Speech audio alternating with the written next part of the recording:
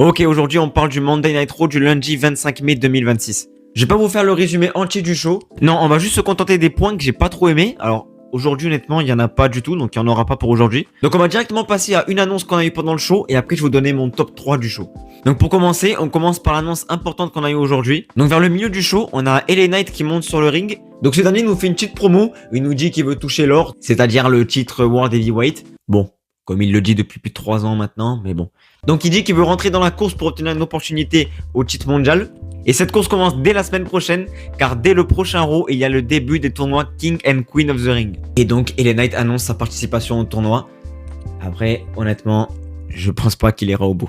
Ok, donc maintenant on enchaîne avec mon top 3 de ce Monday Night Raw. Ok, en troisième position, je mets le main event, enfin si on peut appeler ça un main event, le segment final, qui est la signature de contrat entre Jacob Fatu et Roman Reigns. Honnêtement, je l'ai mis là plus pour le prestige de l'affiche qu'autre chose, car on n'a pas eu non plus une signature de contrat épique, un grand moment épique.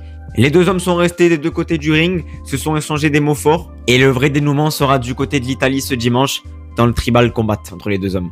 Ok, en deuxième position, c'est tout un ensemble. C'est tout ce qu'on a eu autour du titre intercontinental du côté masculin. Donc on commence la soirée avec un Penta Giovanni Vance pour le titre intercontinental. Match que j'ai trouvé juste super. C'était très très bon au niveau du in-ring. Et surtout ce que j'ai beaucoup aimé, c'est le fait que Giovanni Vance n'ait pas vraiment eu peur de retenir ses coups. On a senti un côté beaucoup plus brutal et beaucoup plus sérieux. Il nous a d'ailleurs délivré un magnifique OG Cutter sur le flanc du ring. C'était impressionnant à voir. Et donc à la fin du match, Penta conserve et veut serrer la main de Giovanni Vance, mais ce dernier refuse. Ça peut nous teaser peut-être un heel turn, on ne sait pas encore où ils veulent aller. Mais en tout cas, moi je trouve ça super intéressant. Et ensuite, plus tard dans la soirée, on a Penta qui croise Rey Mysterio. Alors il félicite Rey Mysterio d'être devenu le nouveau général manager de la AAA.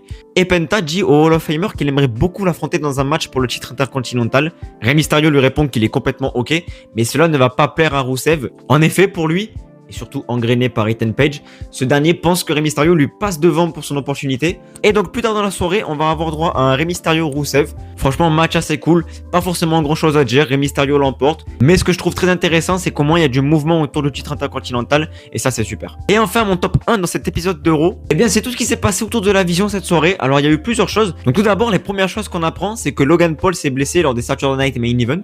Et donc on retrouve aussi une théorie qui est en coulisses avec Paul Heyman, et ce dernier se demande du coup s'il doit rendre son titre par équipe vu que son partenaire est blessé. Mais Paul Heyman l'arrête et lui explique qu'il a signé un contrat qui permet à toute la vision de défendre les titres par équipe. Et donc il continue en lui expliquant que non, il ne rendra pas les titres par équipe, mais par contre du coup il les défendra maintenant avec Bron Breakker. Et donc Austin Theory le remercie, il est super content. Et ensuite Paul Heyman lui dit une chose très importante.